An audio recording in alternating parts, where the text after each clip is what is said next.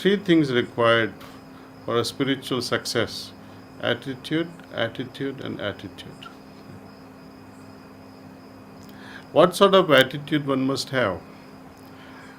It is like lover's passion or lover's state of heart.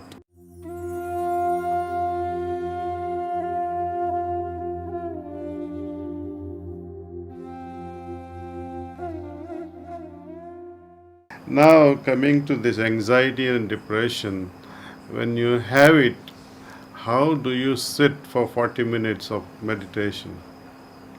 So, this question is something like, when we making a deal with the child is running a fever of 102 degrees, and your daughter or granddaughter argues with you, mommy, I will take only 2 drops of this medicine. Would you agree with that?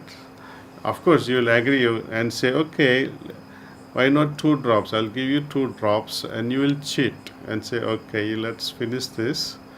And instead of 2 drops, you will give a complete, proper dose as a mother. Now, here, the mother and the taker, both are same individual, myself. Your conscience is your mother. Your desire is yourself. And you say, oh, I can't. The very thing that can cure meditation, you're trying to postpone it, and you want to take 1/10 of a dose. And even that will not work, because meditation to me is not about time.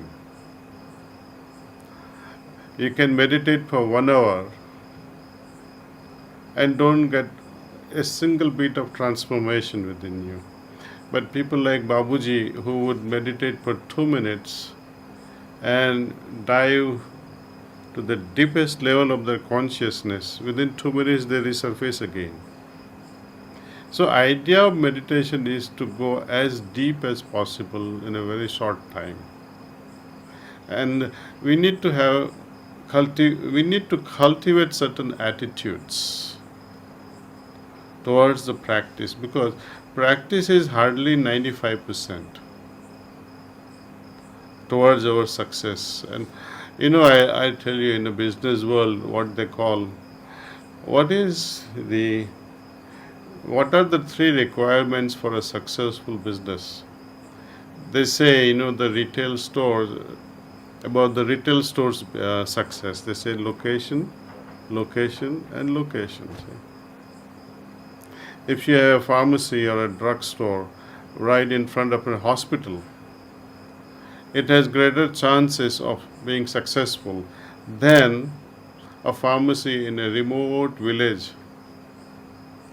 It will be disastrous. Likewise, 3 things required for a spiritual success: attitude, attitude, and attitude. What sort of attitude one must have? It is like lover's passion or lover's state of heart. When we were all teenagers, remember the crush you had on the other person. And by chance, if you had a date and say, okay, we'll meet at 3 o'clock afternoon at such and such a theater or such and such a restaurant, what happens to you then? The whole morning, you wake up so early, you get dressed up so fast, and hardly there is a sleep. You may not even take your lunch. Moment you try, your mommy gives you lunch, you say, no, mommy, I'm not hungry. And if you are a boy, you will end up going to the theater 1 hour before. You will be there at 2 o'clock, walking on the pavement, left and right, left and right, left and right, waiting for your beloved to come. And if she decides to tease you and comes 5 minutes late, you'll say, oh my God, my world is ending. Maybe she is not interested in me. Maybe she will say no. Maybe she'll forget about her. So this is the kind of attitude we got to have when we are pursuing God.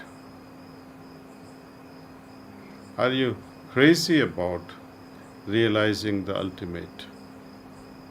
If we have that sort of madness, restlessness, then I think it's possible to even achieve those depths, because all night you'll be restless. As soon as I wake up in the morning, I meditate and be with the Lord. And time will come that you may not have to wait because you are all the time with the Lord. Even your night sleep becomes as if you are sleeping in the lap of God. You wake up in the morning and you will say, oh, I don't need to meditate. I've been always with the Lord. So this is what we are looking for. So turbulences in life, day-to-day life will be there. Turbulence even during meditation will be there. When the preceptor is giving you a sitting, and within 5 minutes you feel, oh no, a lot of thoughts are coming and my back is hurting and I'm so uncomfortable. Let me open my eyes. Okay, you open your eyes. What next? So might as well close your eyes and go through the process and see what really happens. Accept the situation for 20 minutes, 30 minutes. If thoughts bother you so much, there are things like this you can do, you see. Especially people who are depressed and having anxious mind, there are volcano going on in their head. Especially if you are meditating, you will chase the tail of all those thoughts like mad person. See? Nothing wrong with it. Constantly keep reminding yourself that, oh, I'm meditating. If thoughts overwhelm you again, then what do you do? Breathe deeply.